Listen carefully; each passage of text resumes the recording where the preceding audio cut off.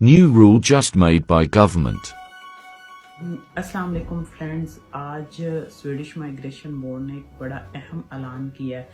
Pakistani students, Pakistani workers और Pakistani reunion के लोगों को काफ़ी ज़्यादा मसाइल पेश आ रहे थे 10 फरवरी से लेके अब तक, क्योंकि पाकिस्तानी एम्बेसी जो इस्लामाबाद में थी वो बंद थी।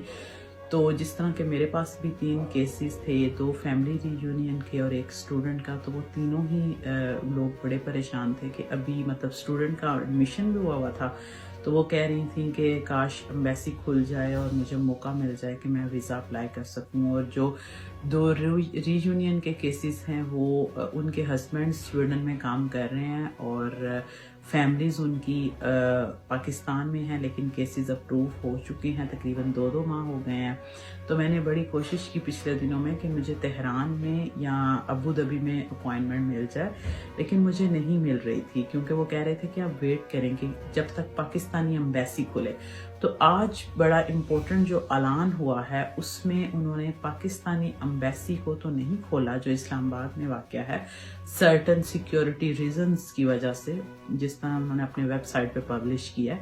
लेकिन उन्होंने एक अच्छी बात ये की है कि इथियोपिया के शहर अदीस अबाबा में एक एम्बेसी है, स्वीडिश एम्बेसी, उसको खोल दिया है पाकिस्तानी सिटीजन्स के लिए कि वो वहाँ जाके तो अपने वीज़ास को अप्लाई कर सकते हैं अपॉइंटमेंट बुक करके। लेकिन 2 तरह के ऐलान किए हैं उन्होंने।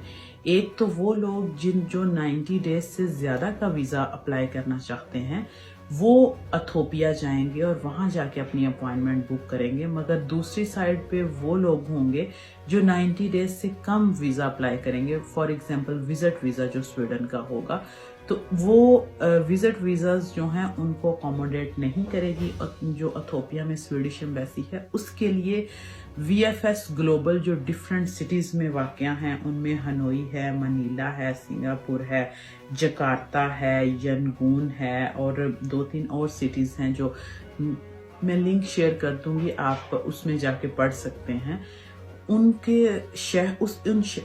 इन शहरों के VFS ग्लोबल में आपने अपने डॉक्यूमेंट्स विद पासपोर्ट भेजना है और फिर वहाँ से वो बैंकॉक एम्बेसी में जाएंगे और फिर बैंकॉक एम्बेसी वाले जो हैं आपके वीज़े को प्रोसेस करेंगे। लाइक दूसरे लफ्ज़ों में कहें तो स्वीडन का विजिट वीज़ा लेना अब काफ़ी मुश्किल होगा as compare to student, work और फैमिली रीयूनियन वालों के लिए।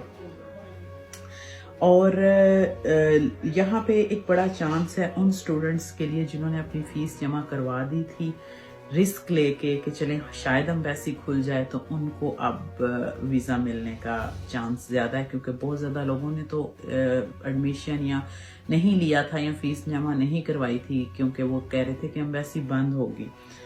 तो मज़ीद भी मैं अब प्रोसीड करूँगी जब अपने एक स्टूडेंट और 2 फैमिली रीयूनियन के लिए, तो मैं आपको बताऊँगी कि क्या क्या मुश्किलात पेश आ रही हैं जब हम अपॉइंटमेंट्स लेना चाह रहे हैं इथियोपिया में, और वीज़ा का क्या प्रोसेस है, क्योंकि जो है पहले तो ऐसा होता था कि जिस तरह फिनलैंड में की एम्बेसी उसमें है, दुबई में है, तो लोग आसानी से दुबई चले जाया करते थे। अब इथियोपिया जाने का क्या सिस्टम होगा, किस तरह से वीज़ा लेना होगा, इस पे मैं काम कर रही हूँ और मज़ीद जो है वो मैं आपके साथ अपडेट करूँगी।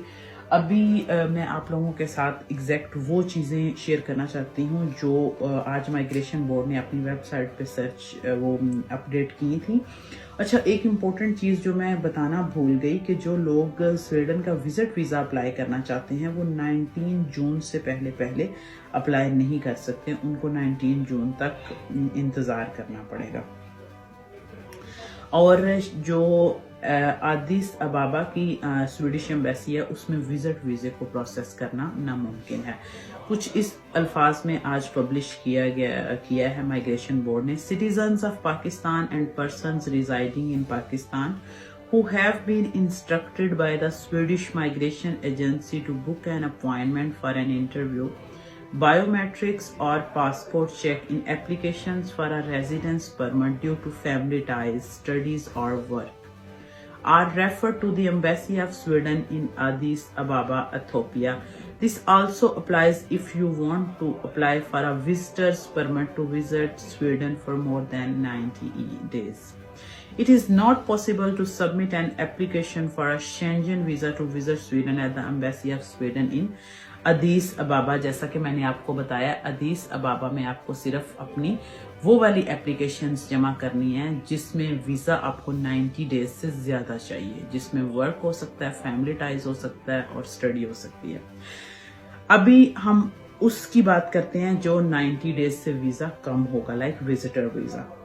Citizens and residents in Pakistan who want to apply for a Schengen visa to visit Sweden are from 19 June referred to hand in their applications at VFS Global in Bangkok, Yangon, Hanoi, Ho Chi Minh City, Manila, Cebu, Jakarta, Bali, Penang, Kuala Lumpur or Singapore. It is the sole responsibility of the applicant to choose where to hand in the application and to arrange for a visa in the chosen location. If required by that country, the Embassy of Sweden will not be able to assist or give information in any other matters of entry, permit or visas to the country the applicant chooses. After an application has been submitted to VFS Global, it is sent together with the passport to the Embassy of Sweden in Bangkok for the processing and decision. और and पे 19 जून वाली बात किया उन्होंने. Note that applications can not be submitted at VFS Global before 19 जून. तो friends, आज के लिए इतना ही. आपके साथ बस ये खबर शेयर करनी थी जो इम्पोर्टेंट खबर आज के दिन में हमें मिली थी. और मज़ीद जब हम आगे प्रोसेस करेंगे, जो जो केसेस हमारे पास अभी पेंडिंग पड़े हुए हैं, तो मज़ीद आपके साथ फिर शेयर करेंगे कि किस तरह का एक्सपीरियंस रह रहा है, कितने % एक्सेप्टेंस रेट है उस एम्बेसी से, और अभी क्या क्या मुश्किलात आ रही हैं, क्या क्या चैलेंजेस हैं. और हमारे साथ जुड़े रहिए. हमारा चैनल है देसी इन स्वीडन, और हमारा जो है इंस्टा वो भी देसी इन स्वीडन है, और टिकटॉक पे भी हमारा नाम देसी इन स्वीडन है. तो आपको मज़ीद अपडेट्स मिलती रहेंगी. आपका जो भी क्वेश्चन हो आप हमें इनबॉक्स कर सकते हैं. हम कंसल्टेंसी प्रोवाइड करते हैं free of cost, like just to help others, like to inform, to spread information.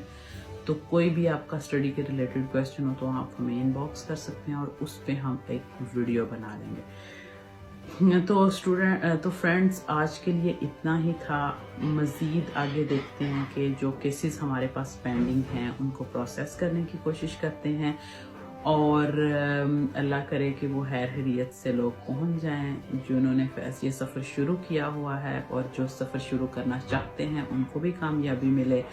और मज़ीद अगर कोई चैलेंजेस का सामना करना पड़ा या हमें कोई चीज़ अच्छी रही हमारे सफ़र के दौरान, तो वो भी हम साथ साथ आपको शेयर करते रहेंगे. और आप में से कोई भी स्वीडन आना चाहता है वर्क, स्टडी या फैमिली रियूनियन में, तो मुझे कांटेक्ट कर सकता है और मुझे क्वेश्चन कर सकता है. मैं उस पर वीडियो बना सकती हूँ.